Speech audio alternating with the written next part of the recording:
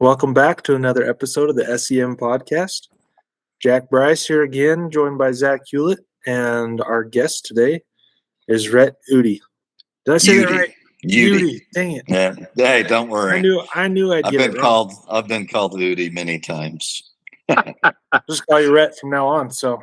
Yeah, that's all right. All right. Well, Rhett, start us off with how you ended up in Scotland. Any story leading up to finding out that's where you're going, and then we'll skip over the mission. We want to know what you've been up to since, and then we'll go back and reminisce. So. Okay. Well, nothing too exciting. I mean, I was going to Salt Lake Community College. I'm from Cache Valley. Nice. So my parents just called me up and said, "Hey, your call's here." And I think I was actually with my roommates in Park City at the outlets when I found out, or we were going that day. We wouldn't have had cell phones, so I'm not real sure. I think we were there, and I left from the outlets to open my call, with my mom and dad, I think was when I was there. Nice. We didn't do the big hoorah like they do now. So, and I opened it, and honestly, I mean, I was pretty good at world geography, but I didn't even know anything about Scotland or where it was. I hate to say it, but I was pretty clueless, and looked it up and researched it, talked to a couple of people that had been there. So I got excited quick, but I was glad I didn't have to learn a language because I didn't really want to, but I found out it wasn't quite the case, as you know. There's a learning curve. Sure. It's true. So, don't have to speak a language, but you gotta hear a language. Yeah, a few different ones.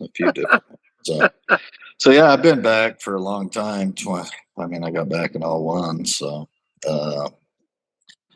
I just we just built a house in Providence, which is just a little town outside of Logan. Been here about a year, but we've lived in Providence like 17 years. Nice.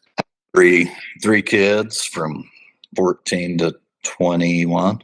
So I think I'm getting that right. Yeah, 14 to 21, and I own a baseball business and do that year round. So I like what's the name of your baseball business, Rhett? Tell us what it is. It's Rocky Mountain School of Baseball. So we run youth baseball tournaments throughout Idaho and Utah. Cool. And Mesquite, Nevada. So it's a big deal. We have a league with 360 teams in it. And I bought the business. My dad, he started it when I was in 8th grade, and I've worked for him since I got back from my mission. And so I've been doing it for over 20 years, and I've owned the business about 8. So awesome. Good for you.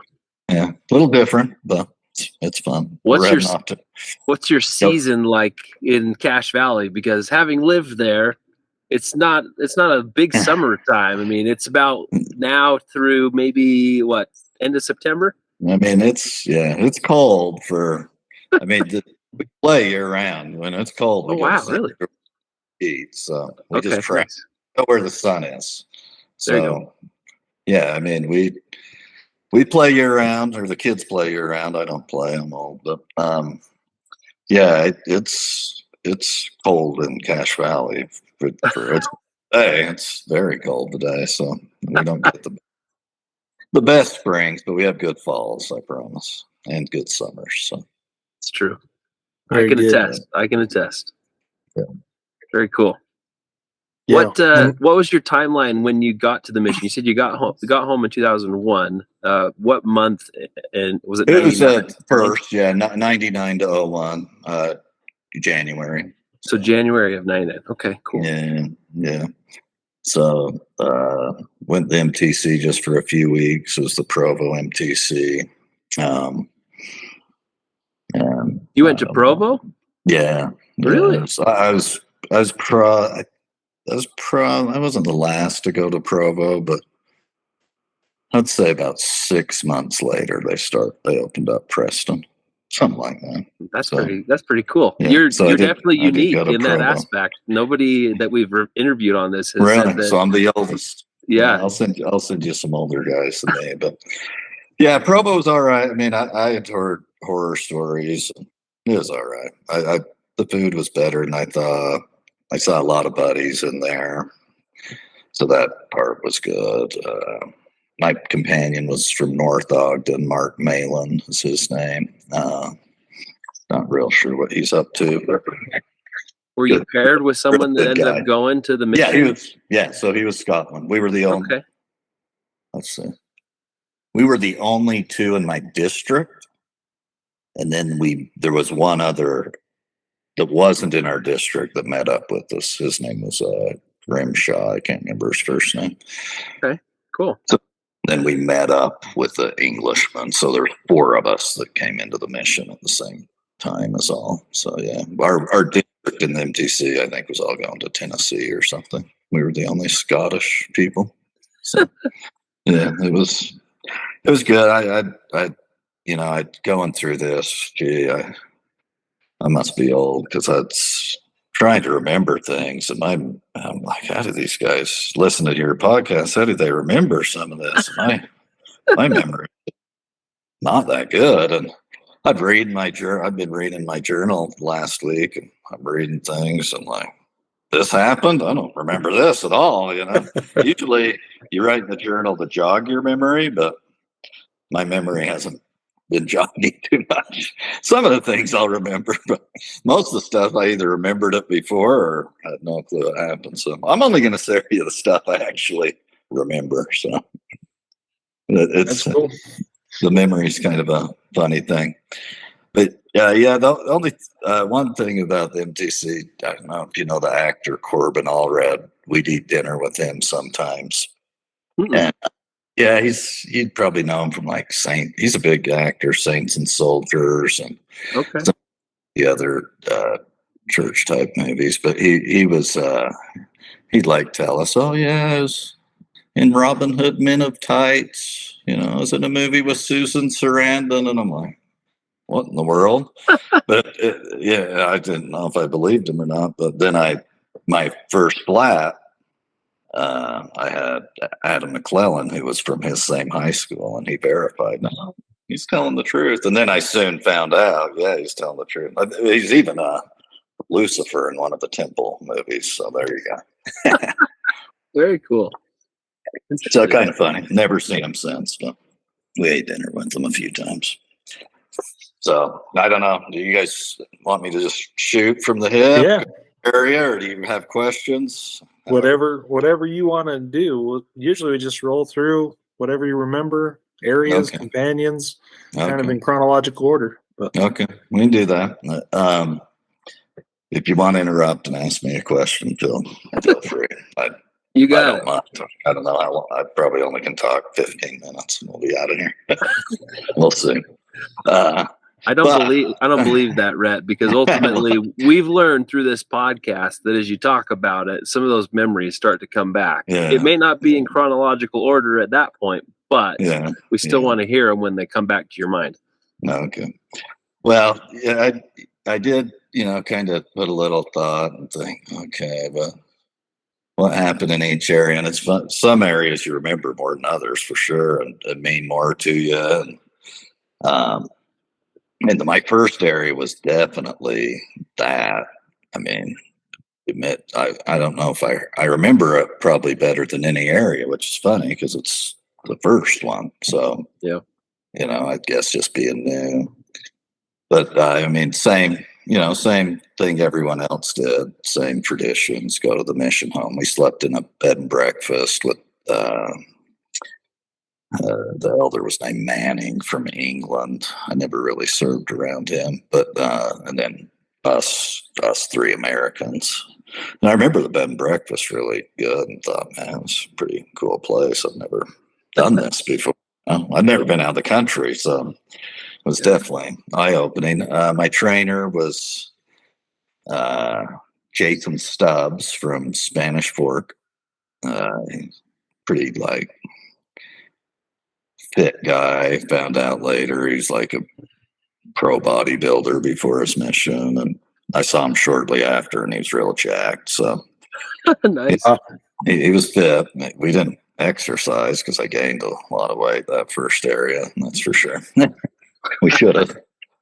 But yeah, I as far as remembering the first bit, I remember the Clydes were real nice, welcoming.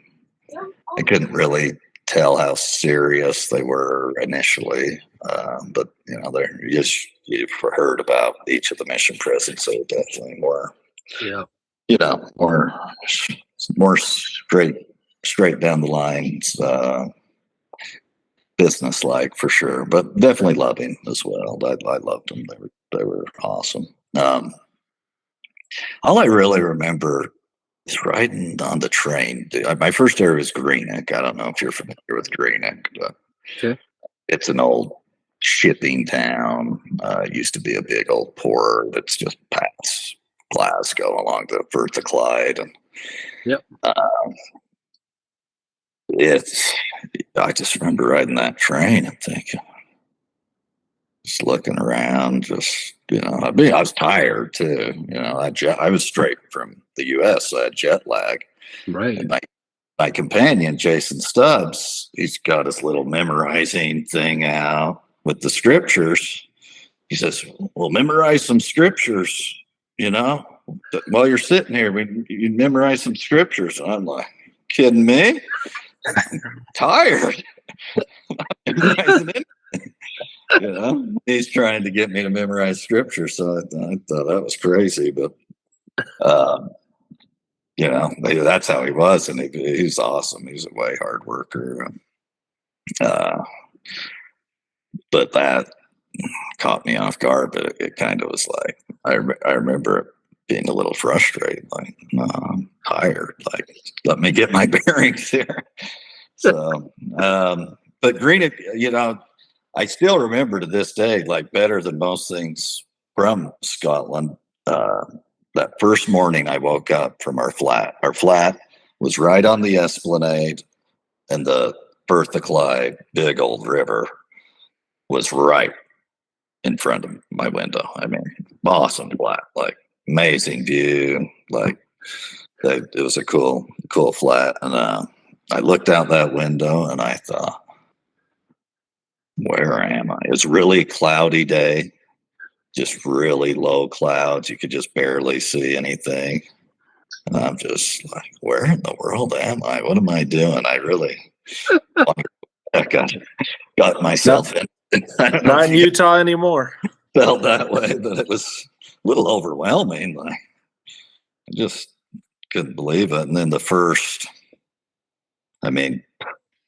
it took me probably 1 to 2 weeks before my companion would let me talk to people by myself, like on the streets, because I couldn't understand it. They have a very heavy accent in Greenock because it's close to the Glaswegian accent, and I couldn't carry on a conversation. And I remember conversation with someone in a house and I just had to keep asking them what they were.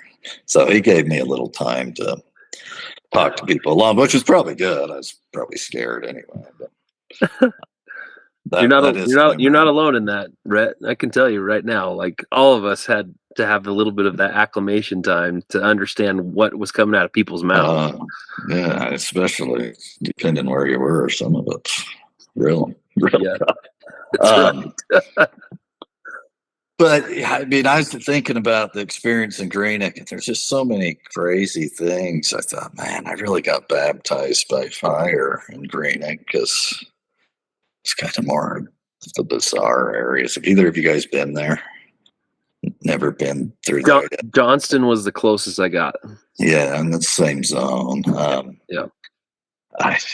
It was just, I was drug infested for one. I mean, it definitely a poor place. There was a few nicer neighborhoods, but for the most part, it was pretty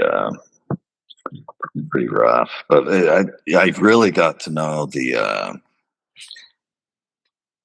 sense of humor. I mean, the Scots just have the greatest sense of humor. It's true. I didn't know. I didn't know, but I learned it quick, and I was glad because I like to joke around. But the bishop was named Bishop McIver, and we'd go to their dinner, all four of us, because there's four of us in the flat, and which I loved. I, yeah, I wouldn't want to serve a mission any other way, but I don't know if they still do it. Probably depends on it, but so he, I'm new. I'm loving the fish and chips. I'm a fish guy, and he's like, "Have you ever tried Jobbie on chips yet?" And I says, "No, what's that?" And only out a couple weeks, And, oh, it's this brown sauce they put on the chips. I'm like, oh, well, that sounds great. I'll get it next time. I'll ask for it. I was ready to do it. I was excited to try this new dish, and he let me know what Jobbie meant, and he was playing a trick on me. He didn't let me go through with it, which I think would have been pretty funny if he did, but he didn't allow that. But just as an example of they're just funny people. I still remember our mission leader. He just had a quirky sense of humor, and he'd teach us how to say burra instead of burrow and give us these lessons, It's great. I was with, let's see, Adam McClellan is from Hillcrest High. He was in our flat. I'm trying to think. I think his companion was Blake Woodall, who I ended up serving in 3 different flats with and being his companion one time. It's related. But I still remember, and maybe you can relate, I think I was telling Adam McClellan, like, there's not very many cute girls here. Like, where's the cute girls, And he's like, well, this is how it goes. So he taught me the cornflake doctrine. Yeah. You know the cornflake doctrine? Okay. Absolutely. It stuck around. So he's like, you're going to keep buying Frosted Flakes, every morning. That's what we'd have, Frosted Flakes. He says, but eventually you're going to go to the cornflakes. Eventually, he says, that's kind of how it is with the girls. Eventually they start looking good. So, like, all right. It was just very noticeable coming from Utah, where there's a lot of attractive women, to go to Scotland, and you'd go weeks without seeing a cute girl.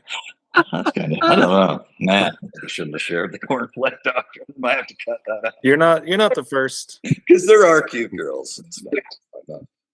But as you said, across the board, it is few and far between. Right. Let's say that, right? It's few and far between.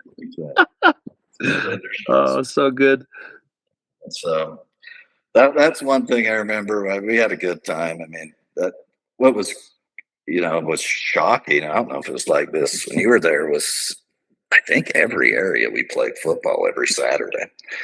I mean, it was just every area football on Saturdays, and you're with members and all the time, non-members as well. So it was just like every area had that set up, Saturday football. And I wasn't good at football at all. I never played, but I got good. Played a ton.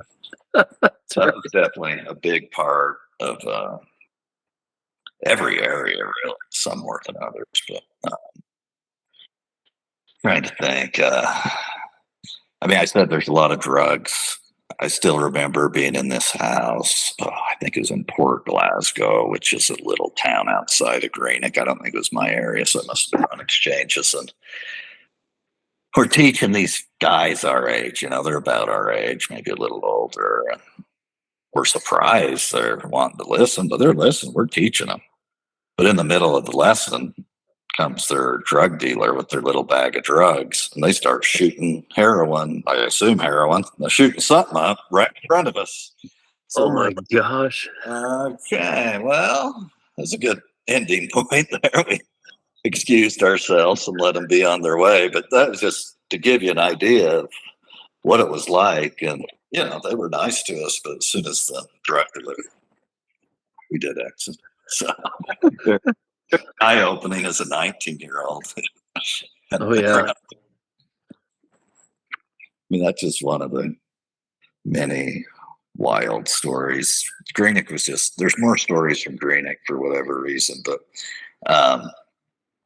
another good one. Yeah. I mean, you know what some people are like there. There's some nutters, you know, there's just some interesting people. And so there's this less active, his name was Jim Craig. He definitely didn't have all his faculties, but he lived alone. He'd always have his shirt off, you know, he's fun. He was hilarious, but he kept begging us to come over for dinner. And my companion says, "Oh, he's been begging us for months. I'm going to have to say yes, you know." So he said yes. I mean, I think it was the first week of my mission. And I can't eat his dinner, you know. I don't think I can eat this. And I'm just like, guess I'll have to. And sit down. And I didn't even know my companion had this planned. He didn't tell me in advance. Jason Stubbs asked Jim to go get him something in the kitchen or something because we were eating in the other room. And he goes in and he pulls out these plastic Tesco sacks, and we just scoop a little of the food in the Tesco sack.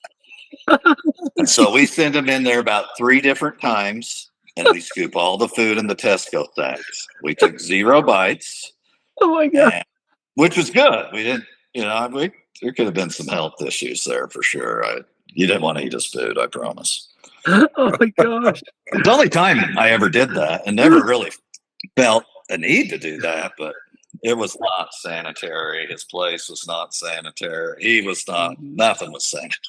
So I think it was a wise decision on Jason Stubbs' part to bring in the plastic sacks and save us. But I still remember that like it was yesterday. So you had to get creative sometimes. I mean, really your goal was to get as many DAs as you could, but there was just 1 or 2 you could do with that. Most of them were top notch for sure. So was it like a carrier bag, like from the grocery store, or like a Ziploc type? No, it's like from the grocery store. Like it was thicker, you know, better than our plastic bags at our grocery. It was a Tesco, you know, kind of Tesco logo. And so did you just tie it off and like throw it in your bag? Throw it in our backpacks. Yeah, you put it in your backpack. Yeah. So, and then you fed it to the dogs on the way home or something. Yeah. we succeeded. There's no way he had any idea. It was just mints and toddies. I mean, I still remember what it was. So, wow. Another funny story is there's this. So you can take a ferry to different places over in that area. A little past Greenock, like kind of by Larks, and there are these different islands, which we went to a couple of them. They're our area. But then there's a little town called the Noon, which I think is, I mean, it's not by Dumbarton, but it's, you know, it's on the mainland. And so we went to go work in the Noon for the day. There's a couple members there. So we get off the ferry and this guy approaches us and we get talking to him. And he's like, yeah, we're talking to him. He says, come, let me take you to my house. I'll make you some lunch. You guys, I'd like to hear what you have to say. So I'm just like, eyes wide open. Couldn't even believe it. You know, part of me is a little nervous because we drove far. Like it wasn't close to the dock at all. And I get in there and his wife's there and they make us up a little lunch, and I'm looking around and I see like the footprints poem on the wall, and this is weird. They're religious. They're really nice, but they let this go forever. Well, finally, they told me after like over an hour easily that they were members of the church and they were pulling this on me. So oh man, that's what they do. You know, they arrange. And they do it to every new missionary. So when I got my new companion, I did it to him. So this guy just loves playing that joke on everyone and acting like he's an investigator. And his name was William Park. He was a truck driver, but it was funny. It was fun. It's probably more fun to do to your companion, but I think I was a little more like gullible, and they got me a little more because I was brand new on the mission. So Yeah. Another sense of humor story. We did a lot of service with these this elderly ladies that were down at the very bottom of our unit and our flat. And I remember we were doing service, and this was eye opening because I'd been out a few months here, and I probably had my second companion, whose name was Bob Everett. He was a professional rugby player from Yorkshire, and just little guy, really good accent. And we got up from doing that service, and so the other companionship, the other elders were Adam McClellan still, and then he got this new companion from Europe. I won't share his name just due to this story, but I don't remember the details like perfectly, but they came into the flat while we were there, just getting back from the service, and it was about lunchtime, and there is yelling and commotion, and this guy speaking his native language mostly, like not speaking English. He spoke another language, and it's getting like real heated. We have no idea what's going on, and I don't remember what caused the fight, but definitely the European was like he was the one that was agitated, and McClellan's trying to keep the peace, and I still remember we were in my study room, and McClellan was sitting on the chair, and this elder went after him.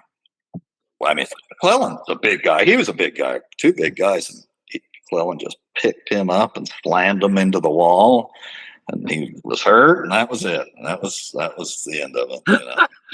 I wish I remembered more details, but it was a little shocking. Like, whoa, man! And I think moves were fairly close after, and I think the European got moved, but it was a wild deal. If you ever have Adam, he can share it with you. I'm sure he remembers everything. Yeah. I remember. Send him our way, Rhett. How about that? It was he's a good dude. He's a good dude. I know he lives in Boston. He's a big solar head honcho now, but nice. I mean, that's really my memories of Greenock. We had some great families too. There's a Smith family. It was a part member of the family. The mom was a member of the church, and that was it. And then she was married to a guy named Sid. We go there every week, teach her daughter, Susan, and they had a boy named David, and we didn't really teach him, but Sid would just sit and smoke his fags while we taught. He smoked like a chimney, and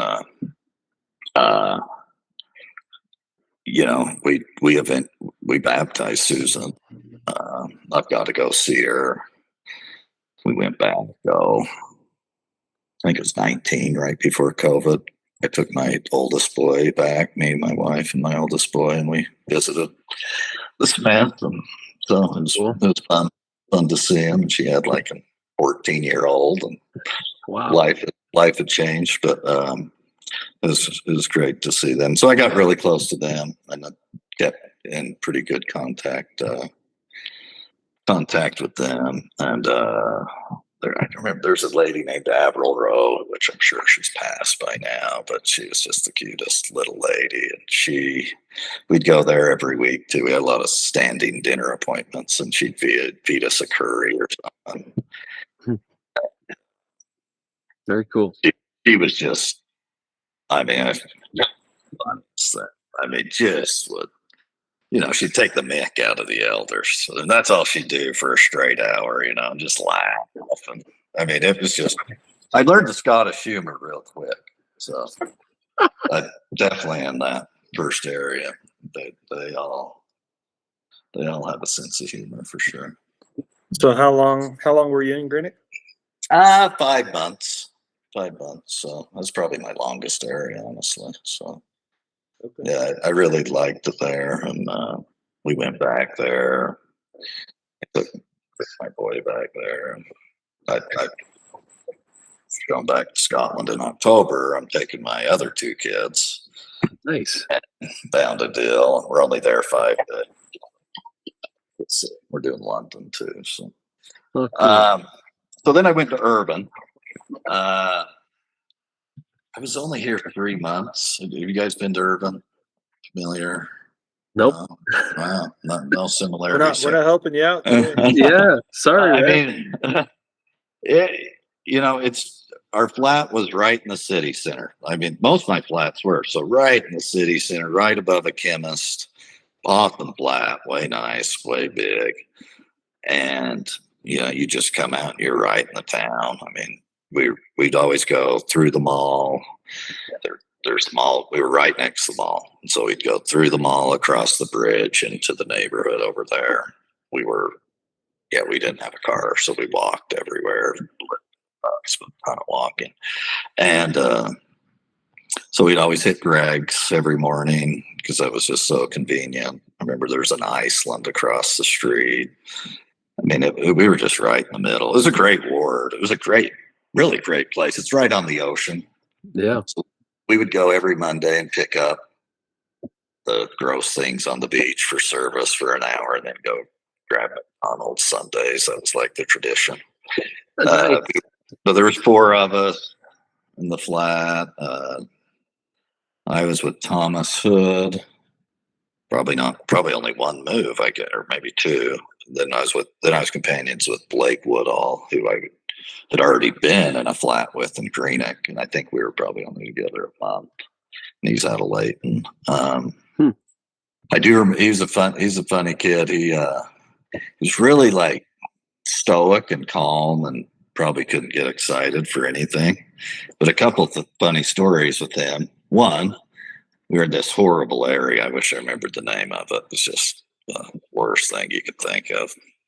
And I took my wife back to see it just so she could see kind of some of the streets. Was it Ardrossan? It wasn't that. It was just an area in Urban. It was okay. It was just I wish I remembered the neighborhood. It had a name. But he got a knife pulled on him in that neighborhood by one of the drug dudes, and honestly, I don't think either of us were that scared because we knew this guy. We had seen him around and talked to him. I mean, he was just always high as a, just always on drugs. And so, I just kind of joked with him about it. Blake Woodall kind of joked, and it didn't last long, but that was an interesting thing, Oh, okay. I think he was joking, but and then there was another time I said how calm he was. We were knocking doors, and someone. I mean, there's so many cheeky kids in both my first areas. We were always getting rocks thrown at us, and just cheeky kids everywhere, And someone walked by us and said something, I don't even remember what. And Blake Woodall, he did a beeline to this guy. What'd you say? And he's just following him down the street.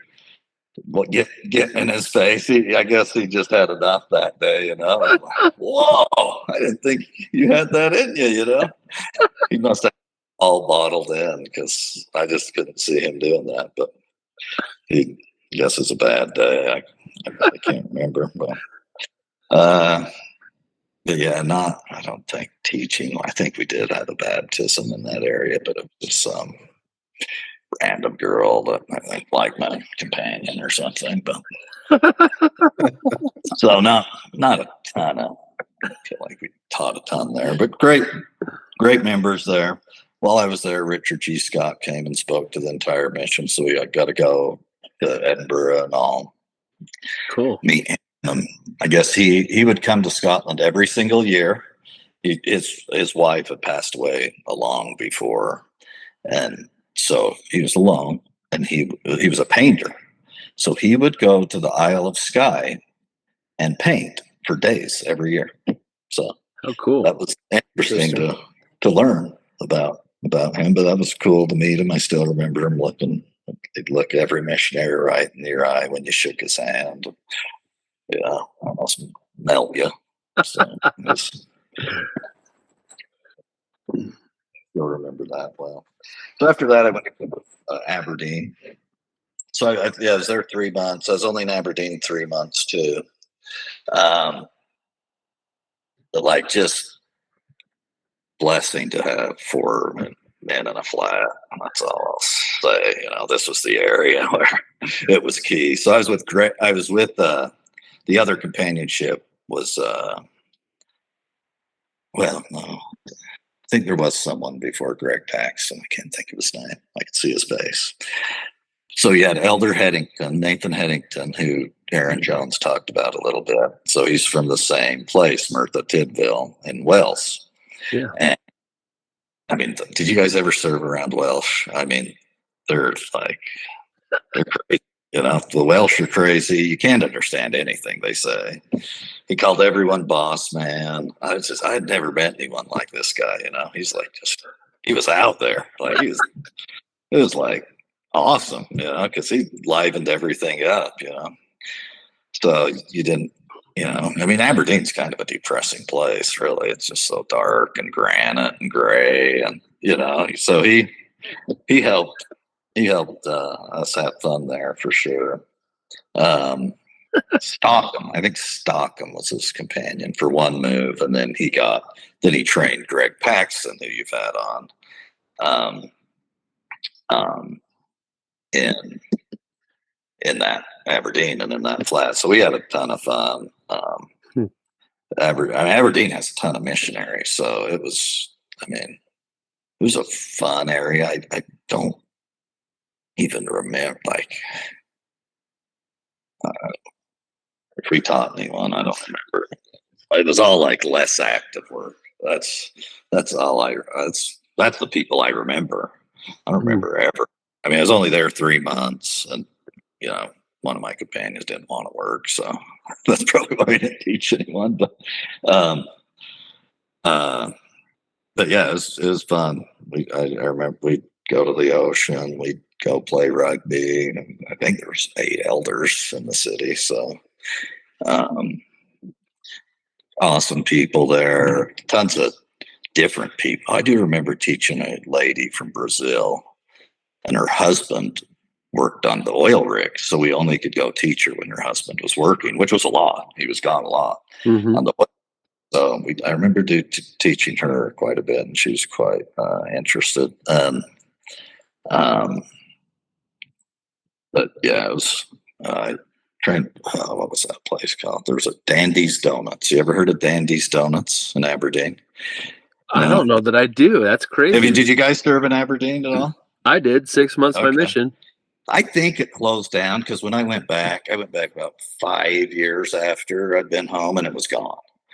So it closed down within, probably by 2006 at the latest. So, but it was like a mission staple. We all met at Dandy's Donuts every morning. Oh, wow. It was these fresh made donuts with chocolate sauce on them or whatever sauce you wanted. And we'd meet there every morning, all the missionaries. When you get the donut, I mean, I gained 25 pounds on my mission, the first area. So, oh my God. I mean, did you get fed a biscuit every house you went into? Oh yeah, of course. Soda? Biscuit and juice. Yeah, biscuit and juice. That's right. That's right. Every house. I mean, yeah, I'm walking a decent amount, but I'm eating like, 20 biscuits a day easily. So I put it on quick. I actually lost some pretty quick too, but I put it on quick. So yeah, those dandy donuts didn't help at all. But anyway, been in Aberdeen from probably, I don't know when it closed, maybe 2003 or before. They know Dandy. And Dandy, that's what we called the worker. It's the same worker. He's like this I don't know, like the Dunkin' Donuts. I don't know, like a guy you'd seen on a TV. I can see Dandy to this day, what he looked like, and we all say, "Hey, Dandy, how you doing?" You know, we called him Dandy. I don't know if that was he ran the place. It's great. Speaking of the cornflake doctrine, now I'm going to call out Greg Paxton here a little bit because there's this family, the Bishop's family, and they had a cute daughter. Okay. And you didn't see a lot of cute girls. So, Greg, you're okay. He was all right. He didn't break any mission rules, I promise. But we had a thing. We called her the BD because she was the bishop's daughter. So he would always be talking about the BD. He really liked this girl. I think he even went on a date with her when he got home. I think he really liked her. Sorry, Stephanie, that's Greg's wife. But anyway, you know, there's just like this whole thing with the BD. I'm sure she didn't know. I mean, but she was about our age. I mean, he's probably a couple years younger. But who was the bishop? I'm curious, Rhett. It was they're Canadian family. Okay. Started with a Z. They may have been gone by the time I was there. I bet you they were. There was a couple other Canadian families there, but nobody started. Oh yeah, with there Z. was a lot. It was with a Z. I know that. But and I could picture him, but I can't think of his name. But yeah, I bet you they weren't there long. I bet they left shortly after. Who was your bishops there? We actually had Bishop Goldie was Goldie. Which Goldie? The dad. Oh, the dad. Okay. Yeah. Awesome. Yeah. But then we had our Elders Quorum president was Scott Goldie, and then Sean Goldie was our ward mission leader. Okay. Yeah, and those guys are awesome. Yeah, there was a handful of them. They were fantastic. One of them was going on a mission when we were there. I get them confused, Scott and Sean, but one of them was going on a mission, right? You're probably right, timeline wise. About the time, and then I remember having Thanksgiving dinner over at their house. And they're an awesome family. Agreed. Great people. I wasn't there long enough to get, but they weren't in my area either. So. Oh, okay. I didn't get to know them like way good, but everyone knows the Goldies. If you've been in Aberdeen, you know the Goldies. That's right. But yeah, I remember there was a lady named Karen Marr. She was less active. We got really close to. She had a daughter. It was a beautiful place. It was a great place. And I went back there later, and they moved to this awesome flat right on the ocean. I think some people have talked about it. Oh, wow. Big old. They didn't hesitate to spend money on it. But there was still 4 missionaries in a flat at that point, right? Oh, yeah. Yeah. That's a good time. And that's why I say I got saved by the 4 missionary thing. I just can't imagine. The 4 missionary thing's a very good idea, in my opinion. I mean, I know, it'd probably get a little crazy in Greenock. We'd have risk games going on for like weeks because it takes so, and we wouldn't always move nights. We'd stay up a little late and play risk forever, but we'd never finish the game because eventually got to go to bed. Right. We'd have risk games going on. It's just interesting to hear your perspective on that many missionaries in an area and in a flat, because I think you guys, like in that timeline, probably had twice as many missionaries as we had in the mission. Because like thinking back on it, there were a single set of missionaries that were assigned to the Bridge of Dawn ward when I was there, and then we were the zone leader area, and then we had 2 other missionaries in Aberdeen. So there was only 6 missionaries in the whole city. So 2 less. Yeah, 2 less. But do you remember how many missionaries were in your mission? We fluctuated between 100 to 120. I think is about the number. I think we were 180. So yeah, definitely more. So you had more bodies to house, so you probably had bigger nights. But you weren't Ireland, right? You guys were before Ireland. No, we were strictly Scotland. Right. Yeah, that's good. Yeah, that's by the good. time they combined, we've heard that Scotland was down to like 70. So yeah, it was really, really small. So it kind of justified. I still remember hearing when they combined that, and it just made me sad because obviously it's not for good reasons. So yeah, it's true. Very wild. So after let's see, Aberdeen, I went to Wishaw. Anyone you familiar with Wishaw at all? No, really? No. Where's Wishaw? Obscure places. It's the Motherwell. It's Motherwell. Okay, we'll just call it that zone. then. So, and the ward was Motherwell too. Okay. We lived in Wishaw, which is a little town. We lived right in the city center. Lived above a pub this time, so Nice. Straight above a pub, music blasting. We knew I listened to music in that area by default. I knew every song in that area, all of them, because we heard the music every night. So through the vents. No, you didn't need any vents. It was loud. So that was an interesting location of a flat for missionaries, but we did it. So have you ever to Lanark, Scotland? Yeah. So that was part of our area. Okay. Lanark. So we would go into Lanark and or Lanark if you're an American that doesn't know Scottish. But so we'd go into Lanark and that's a beautiful area. So but Wishaw was like on fire. The youth, it was the best youth I've ever seen in Scotland. I mean, it was even better than Aberdeen. Best youth ever. I mean, we had a ball with the youth. So I mean, this was the big football area. I mean, we played football like crazy. I mean, it was nuts how much we played football, and we'd play indoor. There was this owner of this Chinese restaurant across the street. We got to know the kid in there, and so he was our age, and so he invited us to play football. I think his name was Andrew, and so we got in with him and his group. We'd play Saturdays, which was the standing, and I think we'd play one other day at the indoor place, five-a-side or whatever they call that. Yeah. So it was crazy. Like we were teaching one of the youth. So it was a nephew of the Jack family, and his name's Barry Lee. He was like maybe a year younger than us.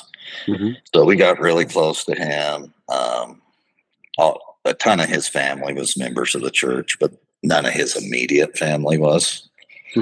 But we taught him, went on hikes with him, did all sorts of stuff with him. And Barry Lee was baptized, and I'm still in touch with him to this day. He's got a kid, a wife. That's cool.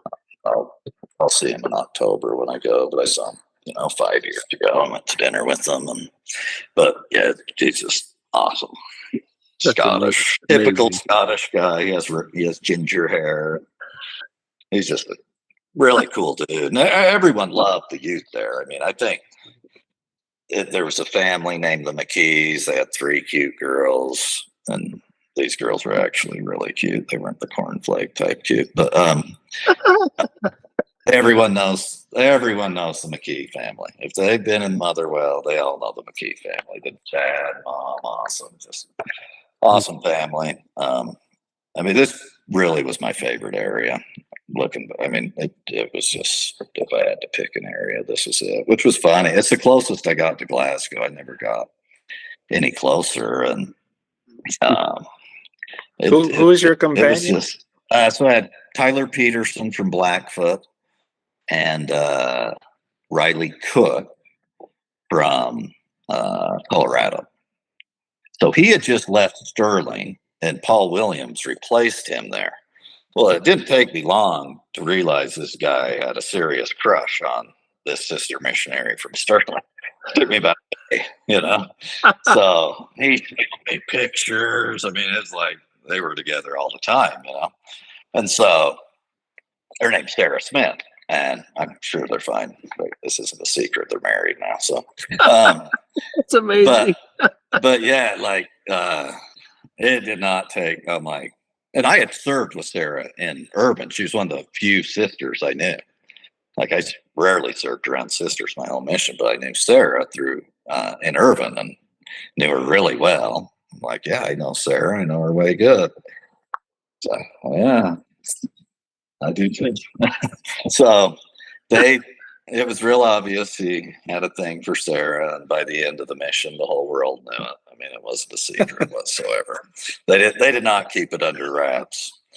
I'll tell you now, I had 3 companions marry sister missionaries. So I don't know. That's probably a record of some sort.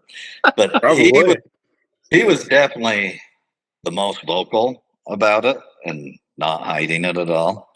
The other 2 were just, I haven't introduced you to them yet, but yeah, so they weren't quite as vocal. But yeah, he's very vocal. He was a dancer. So he would dance, and he was like a good dancer, like Backstreet Boy type backup dancer. Okay. So he's a dancer. He was in love with Britney Spears. I mean, this guy's a character. Like everything was Britney Spears. Like this is right when she was like the big thing. And he just, and so we get these young men together, and they're doing a road show. They probably don't do road shows anymore. I haven't heard of them forever. Yes. They're doing a road show. We enter in it, and he teaches us missionaries. So there's 4 missionaries and the young men, and there's a lot of them. So there's at least 10 of us in this dance, and we dance to the Backstreet Boys. And I mean, we're doing like, this is a real dance. This is like he's teaching us legit, and none of us are talented besides him, maybe a couple of the young men. But so we do this road show, and we won it. I mean, there was a lot of they vote and everything, and we won it. It was pretty funny. But did anyone record it? Oh yeah, I've watched it. He has the copy, and that's amazing. We visited him. I mean, years ago. We visited him probably 18 years ago, and he popped it in. It's so fun. We need that. I haven't seen it. Yeah, he might have it. Yeah, well, I'm sure he has it. Send it over. We'll put that thing all over the internet. Let's do it. I'll have to ask him. I'm sure the video quality probably isn't real good.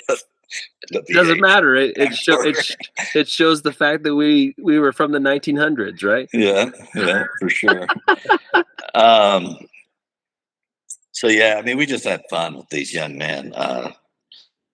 They probably weren't supposed to sleep over at our place, but they did. I mean, we had a good time with them. We'd have wrestling tournaments. I mean, it was like they were the coolest, and just awesome kids, and they loved the missionaries, and we loved them, and so we might have stretched a few rules for them, but that's awesome. I think they're glad we did. I'm sure that was it's really cool. So we had a big living room. So we had room for a wrestling match. It was a big living room right on, and it turned 2000 in this flat. I remember Elder Bunis, who was from London, proper London guy, funny kid. He had, I didn't know he was doing this. He bought a bunch of water balloons, and he's throwing water balloons because the roof had a window. It had a window, there's a skylight, and you could open it and go on the roof. And he's out on the roof throwing water balloons at all the drunk people. When it turned the year awesome. 2000, so I didn't go out on the roof. I'm afraid of heights, but he did. So he threw I think he's the only one that threw the water balloons, but Elder Bunis, he wasn't my companion, but he was a character. Yeah, there's a really good story. So Riley Cook, he's the dancer. He's the one that choreographed. So we live right in the middle of town, and right next to the pub is a place to get your hair cut. But it's more of an expensive place you know, and we usually just cut our own hair, like elders would cut their hair, you know. Right. But we're one PA, we're like, let's go to this place and get our hair cut, you know. Let's just go get a nice haircut for a change. So we go, we sit in there, we're waiting to get our haircut, and these girls come up to us and says, hey, we are in a real big mess. We have a modeling shoot and our model's canceled on us. Could you guys model for us for our shoot? We're like, we'll give you a free haircut. It'll all be free if you'll do this for us, but we really got to have this submitted. We're like, sure. So, which was really out of my element. But so they take us upstairs and we got to wear their clothes. We weren't in our proselyting clothes because it was P-Day, but they have clothes for us to wear. And they gave me one of those black mesh knitted shirts so you can kind of see through the nipples, you know? So I put it on, and I'd never worn anything like that. I think Riley had some, you know, just British looking collared shirt. They put him in. They made us do some like we were having to stare at each other, and one would have to stare this way, and the other would be looking at the other's cheek, and like some weird stuff. We have pictures of it. I mean, Yes. we have the. Also send those to us, Rhett. They gave us the pictures, so we have. I don't get them out. I probably never even showed my kids. I probably should. So good. Oh my gosh.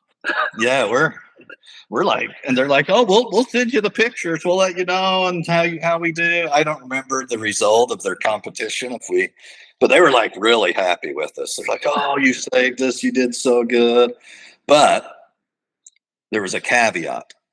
They're doing my hair, like shampooing it. She's like, hey, I need to lighten up your hair a little bit in the front. And so she put just a teeny bit of bleach in the front of my hair. Like, well, it probably wasn't bleach, but to lighten it up, okay? Yeah. Hair dye, hair, whatever, highlighting or something. She highlighted the front of my hair, okay? So get back to this in a minute. But so at this time, I'm about to get transferred. Well, there's this awesome guy named Walter Brady. We found him through the pass along cards. You'd call in a number, order a Lamb of God. He ordered a Lamb of God video. So we meet him, just a cool guy. And he's like, just so you know, born a Catholic, die a Catholic. So don't try to convert me, but I just want to talk to you, you know? And we're like, oh, yeah. And we talked to him, and he was way interested in the Book of Mormon. I'd never seen anyone. He actually read the Book of Mormon 2 times. Well, he's on his second time when he got baptized. So he read it and he was really interested in it, and just he was on fire. And you know, eventually, and it was quick. I mean, he got baptized pretty quick. It was a month or two, and you know, it wasn't long, but he was like in it, like he's going to elders quorum, participating, going to all the functions. And he was, I mean, it wasn't just a fleeting thought or just, I mean, he was real. He was the real deal. And so, sure enough, and I got really close to him, and I get moved, and he's getting baptized the day I'm supposed to move. And I'm like, so, and I read back in my journal for this because I couldn't remember exactly how it happened. So I guess I called up President Clyde and told him the situation. I said, is there any way I can stay and come the next day? You know, I'm just asking. Like, I thought he'd probably say no, but I'm like, I'm going to ask because I want to be here. I mean, I'm missing it by literally like 6 hours, you know? Yeah. So he told me no. And then I was getting moved to Perth, and I was in Wishaw about 5 months too. So I was like, it was my home. Like, it's hard to leave when you've been there that long. That's what I noticed. If you're there more than 3 months, you really got to know the people. So I had to call the mission home and get Perth's number because I needed to talk to them and make some sort of arrangement. And President Clyde got on the phone and says, "Hey, I've arranged it. We're going to have your companion come to the mission home tonight, and we'll have him wait for you. And then Elder Cook can drive you to the mission home after the baptism." So very cool. So I got to stay for the baptism. He let me stay and did the baptism, got to be part of that, which was awesome. So, and I guess we got to the mission home at 10:30 at night. That's what I don't remember. My memory's not that good, but I wrote that down. So we got the mission home at 10:30 at night. So, it's a late night. So Cook's probably not getting back till midnight. But I walk in first thing, and this is in the dark, thankfully. And the AP was Simon Keir out of England. And he looked at me and says, "What happened to your hair? It was the summer." So he's like, is it sun bleached? Does it go light in the sun? And I'm like, "Oh yeah, sun. It's really been shining here in Scotland. at least twice this week." Twice this week. So I agreed with him. I just said, yeah. Just kind of nodded my head, and that's all that was ever said about this little patch of thing on my hair, because I did see the AP, and I don't think I saw the president that night. He probably wouldn't have noticed anyway. It really wasn't a way noticeable thing. It wasn't like blonde. So it was a frosted tip, right? Like frosted tip. That's what it's called. What it's called, right? It's frosted tip. That's what it was. That's so good. Yeah, we had it was a frosted tip, and no one knew it, and he thought it was sun bleached because of all the sun Scotland gets. So I went with sunbathing in Motherwell. There you go. now I'm confessing, but that's amazing. Statute of limitations is over, Rhett. Don't worry about it. I think it's for sure. So that was kind of the fast and furious end to Wishaw, but it's hard to describe why you loved it so much, but it's just the people, really. It was a beautiful area. Got to go into Lanark, but Wishaw was just a little wee town. So, but it was cool. It's the people. It's the people I could just list all sorts of people there. I just remember them all. So I went to Perth, 6 weeks. And if it tells you anything, I had 2 companions in 6 weeks. So, yeah, not the norm. But had John Ostagar out of Provo. His dad was the president of the MTC at the time. And then Taylor Stauffer out of Leighton. Those are my 2 companions. But I was only there 6 weeks, so I don't have any. My only story about Perth is similar, like bad timing on a move call. So it was the British Open. It was the year Tiger Woods just destroyed everyone, and so St. Andrews was in our zone. So I called up President Clyde and said, "Hey, can we do a zone activity and go to the British Open on P Day and watch?" It was a practice day, so it was the day before it started. Yeah. And go ahead. Go right ahead. And so we all had this plan to go to the British Open and, see Tiger and the other golfers at St. Andrews. So I'm the one that spearheaded this completely. And I get moved. So I move 2 days before. 2 days before. I did man. Because I was only there 6 weeks. So all my zones just making fun of me, and they all mailed me pictures of Tiger. They're like 3 feet from him, and they mailed me a bunch of pictures of it, rubbed it in my face. But so they went, but I didn't. So Oh wow! I didn't get a partake of the British Open or Tiger Woods, but so I went up to Inverness. So I was zone leader up there, and I think I was there 4 months. So I got to see quite a bit of the land. I feel like, I mean, I didn't do certain parts, but and I went to Glasgow here and there for different things and got to, experience Glasgow. And, would you guys go to the tattoo festival on your mission? Yeah. Yes. To Edinburgh, then. So, but I feel like I saw a ton. Like being zone leader at Inverness is awesome. We went and saw the missionaries at Thurso. We went and saw the Orkney missionaries. I mean, you had to go visit those guys. They were lonely. Oh yeah, I had the same thing at that point in time when I was the zone leader in Aberdeen.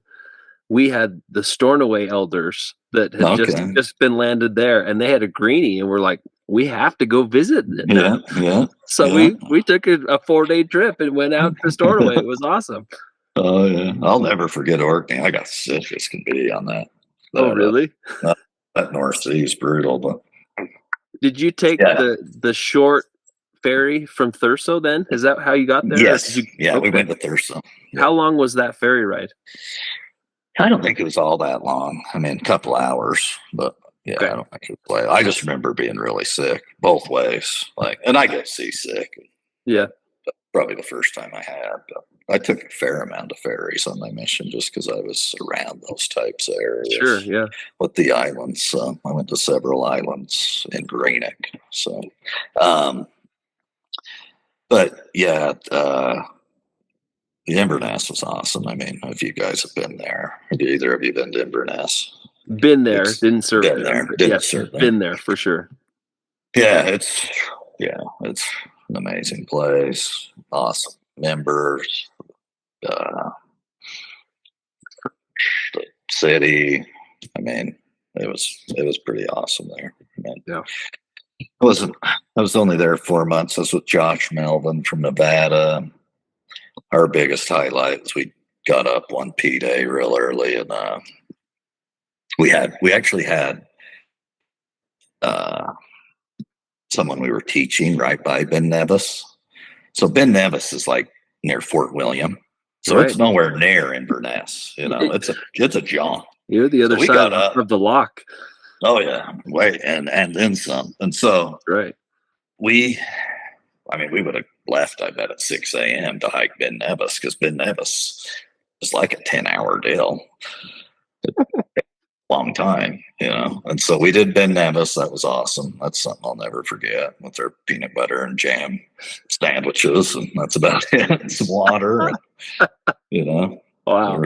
Ton of Europeans there. I mean, ton of like Germans and all sorts of people speaking different languages. It's very popular.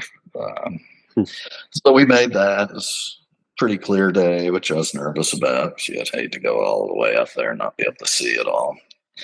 But it was, I think, fairly clear. There's snow at the top, but then we went after, probably got done like 6:30, and then just went and had dinner at the family we were teaching. So it was great. But yeah, Loch Ness, it's just, my family would kind of joke with me, because, back then we had to take pictures on the film camera, whatever film. Yeah. Yes. I don't remember what it was called. And so I would always get doubles, and I would keep a picture and I would send the rest back to my mom, so I'd send her a copy of every picture, and then I'd keep the other half. And they'd kind of always joke to me like, "Oh, are you on vacation?" Or because there's a lot of cool things in Scotland, and we didn't hesitate. If we saw something cool, we'd stop and take a photo, Yeah. So we got to see a lot for sure. But yeah, it's a couple of cool stories in Inverness, teaching wise. So this family that lived in, I can't remember what it's called, it was by Fort William. It's a little town by Fort William. The wife was a member. It was her second marriage. She was from Australia. Her name was Louise McDonald. And her husband, Alistair, had been going to church forever. Raised in Church of Scotland, but going to church with her forever. Not a member. And seeing the missionaries forever. Like, kind of being taught, kind of, loosely being taught, but because he'd been taught for so long, he'd gone through everything multiple times. And so they'd have us for dinner. We'd go there, but we were teaching him because we would go there once a week. And it wasn't just because we liked the drive. We actually went there to see him every week. And so, I think both their spouses had passed, and so they're older. I mean, they're getting on in age, at least 60s, maybe 70s. And we ended up sticking this seminary video in. It's a seminary video where it shows the martyrdom of Joseph Smith. I mean, it in a roundabout way, and I've seen it since, but it's like a Doctrine and Covenants type video. It was really well done. Yeah. And I don't know why we showed that. And I remember showing it and being like, gee, this is amazing. I don't know if I'd ever seen it. I don't know. I have no clue why we showed it. But that video ended, and he looked at us and says, I want to be baptized. That was that. We didn't have anything to do with it, but it was awesome to be a part of, and we were close to him. I think he probably passed away 5 years after I came home, and his wife sent me like the obituary and the funeral program and let me know he passed. So that was nice of her. So that was a unique experience to be able to do that. And then one other story that's kind of wild, but maybe not wild, but embarrassing. Because I mean, I've been on my mission a lot of the time, and you get callbacks. You know what a callback is, right? They say they're interested, and you write down their name, but they're busy. Well, we knocked on this door. He said that. He talked to us for a minute. He was about our age, maybe a little older. Said he's busy, that we could come back later. And I don't know, we never did. I mean, maybe we would have, I don't know. But we get a call from the mission home a couple weeks later and say, hey, this guy called the mission home and you knocked on his door a couple weeks ago and you said you were going to come back. He says he's never heard from you. And we're like, wow. Oh, yeah, I remember him. I remember him. So that was kind of, I don't know, I guess good in a way, but bad in a way because we were not diligent, I can't say that happened to many missionaries, that the person actually called the mission home and said, we get these guys to come and do the callback they said they would. Yeah. Exactly. So we go back and he's like, hey, I have a friend on, I don't know, not Zoom because it wasn't around, but they video chatted. And she was from New Zealand and she was a RN. So she was a member of the church and she happened to tell her that we came by. And, missionaries came by tonight, but I was busy and, and so I think she's like, well, just call the mission home. And she probably looked up the number for him and gave him the number. And so his name's Stephen James. So we taught him. He was in love with this girl. We baptized him. And he packs his bags to New Zealand. And one of the crazy parts about it is we dropped him off at the train station. We are the ones that dropped him off. I don't know what his relationship. I know he lived with his parents, but there was some sort of something going on there. Jeez. So we drop him off at the train station. He calls us 3 days later or something, says, I'm in Inverness. I got mugged. And they took all my stuff. What? So My goodness. he had to come back and save money and stuff. Well, he made it there eventually. He went to New Zealand, I think 4 months later or something. And so he made it there and he married her. They have a bunch of kids together. They still live in New Zealand to this day. I'll message him here and there.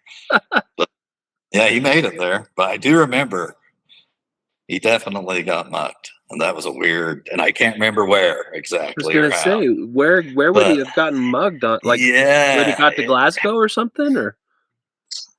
Yeah, that's crazy. That's fuzzy. I feel like it was maybe more in England or something. Oh, interesting. On his way, but it could have been in Scotland. But yeah, he you could tell he'd been mugged. Like, didn't look real good. Man, so that's crazy. Kind of, they stole all his stuff. But yeah, he's married to, her name's Michelle. Married to Michelle, and they have several kids. And I think he is a sheep farmer in just this little remote place in New Zealand. And so that's cool. That sounds amazing. Some wild stories. Looking back on them, they don't seem that real. And I mean, like I said, looking back on my journal, half of it seemed like a dream because I couldn't remember half the things I was reading. I was like, this really happened. I don't remember this at all. I don't remember this person. Yeah. Like I'm their best friend in this journal, but then there's the things that you remember like perfectly. So yeah, that's about it with Inverness. But was Josh Melvin your only companion there? No, I trained Dustin Club. Okay, so nice. I think people have mentioned Dustin. He's from Sholo, Arizona. He was very proud of Sholo. Told everyone about Sholo. Sholo's some podunk town in north part of Arizona. He was a good football player. He loved showing the people how he could play football. He had like a highlight reel and everything. But Dustin's awesome. He's like, we had a ball together. I trained him. He was way homesick. I think I helped get him through some tough times, but we had fun, and that's awesome. I know he loved his mission. I've been in contact with him, and he loved every minute of it. But I think the first few weeks were probably not the funnest for him in a way. But I tried to lighten things up and help him have a good time, But yeah, he's a really good dude. I think he still lives in Arizona. I think he's a high school coach and high school teacher. I think he coaches football. Nice. That's good. Good for him. So yeah, that was my companions there. And my last two areas were 2-man flats, Perth and Inverness. So those are my only two. And I'm not a fan of 2-man flats, but I was fine. I mean, the Perth and Inverness were great. I mean, they were fine, but it was so different when you're used to a 4-man flat and go to 2-man. All of a sudden, it was very different. So yeah, so I got called as an assistant after that. So I went to the mission home and finished my mission there. So who was your companion? So these were the two that got married sisters, both my companions in the mission home. I don't know what was in the water, but by this time it was the Wilkinsons. So right. We had first Elder Mulligan. So Aaron Mulligan, his brother Peter, was in the mission as well. They were companions, and they were in Johnston when I was in Greenock. So I served around them at the very beginning of my mission. We slept at their flat. They slept at ours. So I knew Peter and Aaron from England my whole mission. So I knew them both. I knew them my entire mission. And so I got to serve with Aaron. He was way good missionary, way smart, guy. He's a guy that's kind of like disappeared, though. He'd be awesome to have on if you could find him, but I don't think he does any socials, or not that I've ever seen. I haven't had any contact with him. A little bit with his brother. His brother is on social media, or has been, but I don't know. That's the key right there. We'll find it. We'll find it. He'd be awesome to have on. Love guy. So he made it, and I didn't know this sister. Her name was Ruth Nichols. He started talking about her like right before she was going home, because she was going home right before him, maybe a move before him. And he starts talking about her, and you know, and then I'm noticing definitely by the time she comes into the mission home to go home, he's kind of making it known that he has interest in her, you know. I mean, he's pretty close to going home too. So he did tell me that, you know, he was interested in her, and I think they got married pretty quick. I didn't know her at all. I'd only met her when she went home, or maybe at some interviews towards the end of the mission with the assistants. But so he married her, and then it was Chris Rogers, another Englishman. And it was funny because Paul Williams said how horrible of a driver he was, which was funny because he told me I was the worst driver he'd ever seen. He wouldn't let me drive. So he drove. I didn't think he was that bad. I mean, I didn't notice him being horrible like Paul Williams said, but he told me I was horrible. I think I drove on the wrong side of the road once or something, and it freaked him out. My brain lapsed. So, yes. But yeah, I was with him, and he ended up marrying a sister named Anna Burton, but he didn't tell me anything. I didn't even know he knew her, you know, and I'd served around her a little bit. And she's from the States. So oh wow. He married a girl from, and I'm pretty sure they still live in Davis County. So oh wow, okay. So yeah. Couple more for you, but yeah, I think I just found out they were getting married, you know, a handful of months after the mission. I'm like, no, didn't even know they knew each other. I don't know their story. I don't know how they. I mean, you could have those three couples come on together. That's right. Their love stories. To do. They can just share their love stories. Forget the mission. That's all we need. I agree. We haven't had a couple yet. I mean, we have had a couple come on, but they didn't both serve in Scotland, so that'd be good. Had a couple come on that's married today, but they didn't meet. Okay, they didn't. Yeah. They met after. I mean, I don't have a bunch from the mission home. Just that's the part of my journal I went back and read, because I honestly don't remember it very well. I just remember it being busy, like just crazy. It's nothing like being a missionary. You don't get any sleep. None of that applies. And I remember I was reading like, I don't even read my scriptures because there's no time. We don't do any of that. We do like, it was just, I was saying in my journal, 4 hours of sleep, 5 hours of sleep for, you know, I remember one night very well, going to bed at like 4 a.m. preparing for the general authority coming the next day and a big like zone leader meeting with him. And, you know, got 2-3 hours of sleep. I also remember as soon as it was over, I went to bed at like 5 p.m. I was tired. So, I mean, it was just different, but it was fun being around the Wilkinsons. I mean, if I remember anything, it's Sister Wilkinson, just like, she loved to talk.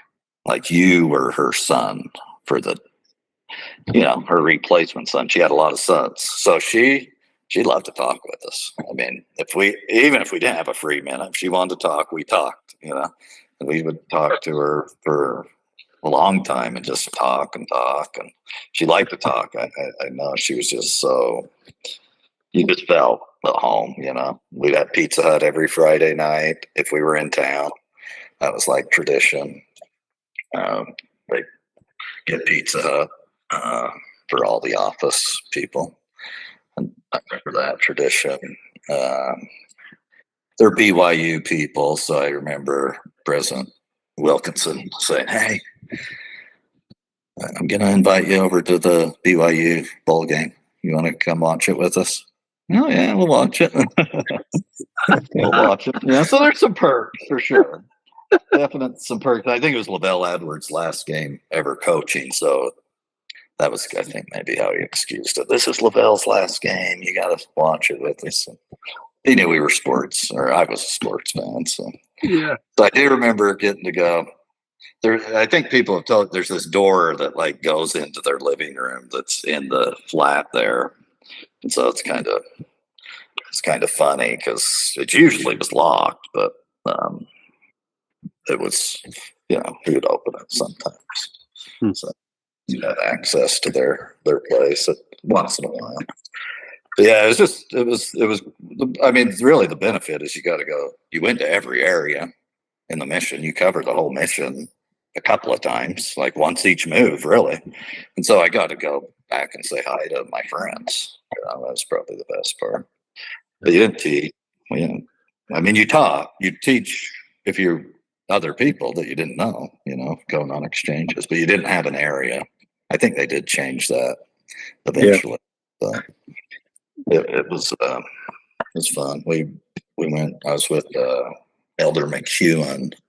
He was in the office like I think half his mission because he was so good at it. Like he was like good at doing all that office stuff. And so he was in there.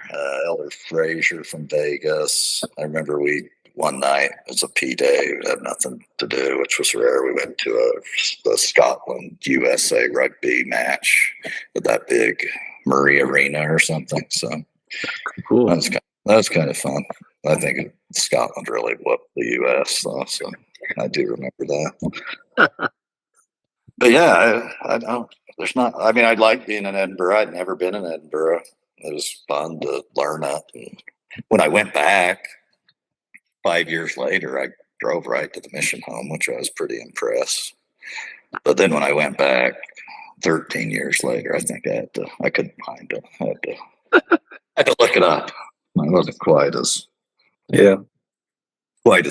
But yeah, that's really all I have. You can ask me whatever you want, but I just it's an awesome place. I love Scotland. I've taken my wife back there twice, and it'll soon be 3 times. And yeah, we just love it. I mean, I love it. My kids get sick of me talking about it, so I try not to, but that's why you've forgotten it all, Rhett. That's yeah, they won't let you talk about it. Yeah, exactly. So it's just the people there are just awesome. I have recurring dreams about it, and it drives me insane. Like it's just nuts. All these recurring dreams. I go there, I can't find the fish and I can't find a chippy. I'm ticked off. I can't. That's a nightmare. One anywhere. I can't find the chocolate to bring home. We got to stop and get chocolate before we come home. We miss our flight back home every time. I've had this dream 100 times. It's like, I quit having this dream. I need to get over that. But I have a lot of recurring dreams. Well, thanks, guys. This is a fascinating tidbit, but today I was on a group on Facebook and learned that the mission home on Spylaw Road is being sold by the church, and it's kind of a sad moment in our history of our mission that's been around for so long, and I'll be very curious to know where it ends up in the future. But it's just such a staple building, right next to the Edinburgh Chapel. It was just such a cool place, and it'll be interesting to see what that transition looks like. Yeah, it's interesting. So when I was living there, one of the area authorities came and spent the weekend there, and him and the Wilkinsons went and looked at other homes for a mission home. Oh, all weekend. And President came back and just says, "Hey, I think David B. Hate's going to put the kibosh on it. I don't think it's going to happen. And so we thought it might happen back in 2000. Oh, wow. And it didn't. And I think there was a lot of truth to that it, not under David B. Hate's watch was it ever going to go anywhere. But and I heard that I guess there's just too many repairs that financially it doesn't make sense. Just interesting. I don't know.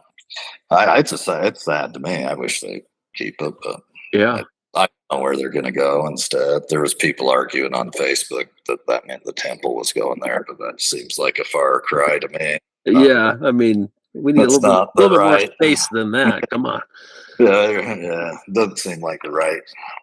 Too much in a neighborhood, I think. Oh, I'm sure the neighbors would. Yeah, they would. There's no way. They would be out with pitchforks and torches, but and it is sad. Cooking torches. It is. The temple's a cool thing. That'll be cool. It'll be fun to see where that goes. And yes, we plan to go, and I bet a bunch of missionaries will be there. So. Oh yeah, obviously we've talked about it, and it will be fun to try and put together some sort of a grandiose reunion of sorts with everybody getting together when that's all put together. So it'll be cool. Definitely. Yeah. Well, Rhett, we really appreciate you taking the time and coming on. For a guy who said you didn't remember much, I think you remember quite a bit. I did all right. I remember the goods. I remember like the vivid stuff, but it was great though. Mr. 15 minutes turned into way more than that. Yep. But this isn't possible without you. And as you mentioned, like if you're the oldest one we've talked to, you've got the connections to get us people who are even further back in the history of the Scotland Edinburgh Mission. We're trying to get in contact with the Wilkinsons right now to get them on, hopefully. That'd be awesome. Yeah, so that'd be great. Yeah, that'd be great. Yeah, I'll reach out to some guys. We need. If I'm the oldest that's been on here, we need to get older because there's way more wiser and older. So I think even one of the missionaries, I didn't really know him. He was a zone leader at Johnston. I think he's a mission president now. So really, and in England, he's from England. Okay, so, interesting. Well, but I'll try to connect you with some guys and see. Yeah, send them our way. I'll get you some contacts. Great. That'd be wonderful. Yep. Thanks, guys. Appreciate it. We can't let you go without. What's that? Are you a Brewers fan? Yes, indeed. You are? Okay. Yeah. I grew up in Utah, and we don't have a team there, so I picked one. And I'm going to Chicago this weekend. I'm going to see the Brewers play the Cubs. So. That'll be interesting. I'll keep my eyes on it, just knowing that Rhett's in the building. Yeah, so that's cool. Yeah. Good for you. Yeah. Yeah, Rhett, we can't let you go without telling you we love you. Yeah. Man, as our brother in Scotland.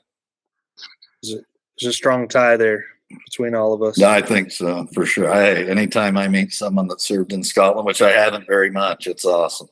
So appreciate you guys doing this. I think it's a cool thing, and be able to relive that part of our lives that seems kind of far away at times. So it does. I mean, as we're sitting here, you're 25 years away from when it started? Yeah. Pretty amazing. Yeah. Pretty crazy.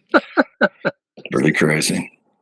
Well, we'll bid you a hearty cheerio, Rhett, and we'll talk more soon. All right, brother? Hey, appreciate it. All right. Be in touch. Have a good night. See you. Thanks so much.